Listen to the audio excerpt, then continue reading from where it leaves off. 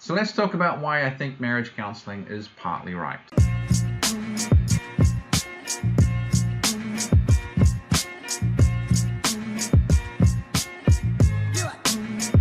Hello, beautiful people. My name is Athol, and this is The Dateable Marriage. So I'm going to start a quick series where I'm going to talk about all the different sort of brands and styles of marriage advice that is out there, because there is so much that is out there. I'm going to talk about each sort of type and let you know what I think is the really good things about it and what are the particularly bad things about it. So basically, I think most types of advice is in some way partly right. And today, let's start off with just traditional marriage counseling. So if you remember back to some of my earlier videos where I talked about the 6 links in the Chain of Seduction, and I'm going to lean this way, and it is this hand, and there are the 6 links, and I'll link below to the original videos where I talk about stuff. But there's the physical, there's the attraction, there is relationship comfort, personal energy, initiation, and then finally consummation. So what marriage counseling tends to do is it tends to really focus on the comfort links in the Chain of Seduction, and to a lesser extent the energy and the initiations.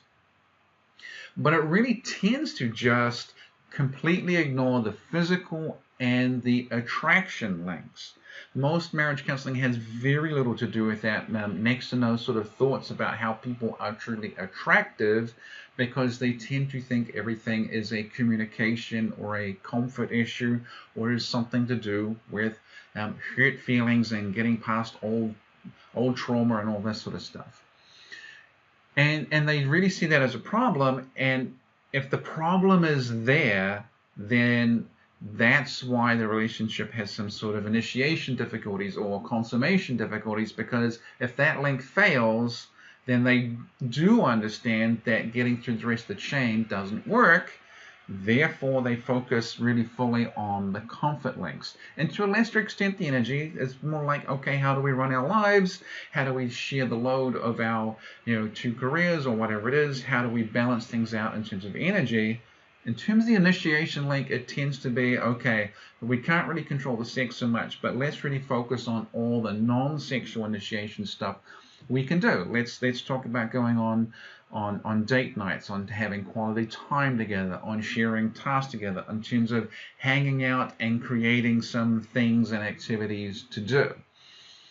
So this is pretty much how it works, and it does work very effectively if the problem really is someone has some past emotional trauma, and whether that is predating the marriage from their childhood or teenage years or prior relationships, or it's something that's happened in the relationship, that's something it tends to be good at. That is the tool that it's particularly designed for. The other thing it's really good for is if people truly do struggle with communication.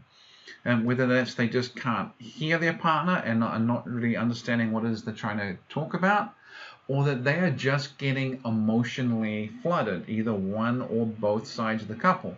If they just get emotionally flooded, and when they're fighting about something, everything just goes to a really dark place or an angry place, and everyone is just talking out of their emotional states rather than being able to talk about it all logically and coherently. But as I mentioned earlier, if the problem is somewhere in the physical or somewhere in the attraction links, most marriage counseling is hopelessly inadequate. If the true problem is someone is just far more grossly overweight or grossly unattractive to one or both of the partners, you can talk about your feelings and communicate better, and all you end up doing is basically expressing in a therapeutic context how much or how little you find your partner dateable, how little you're attracted to them, how much you want to be out of the relationship.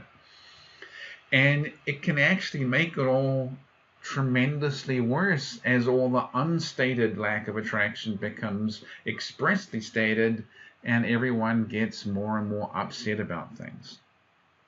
So all in all, if it is a comfort issue, if it is a true lack of communication, If people are getting emotionally flooded or there's past hurts, I think marriage counseling is fantastic.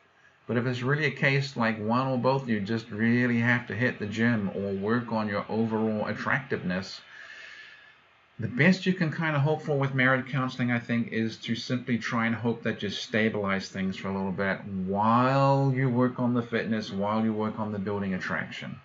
And certainly if you have a comfort issue, aggressively initiating or hoping for magical results in consummation doesn't work. And I do think marriage counseling gets that right too.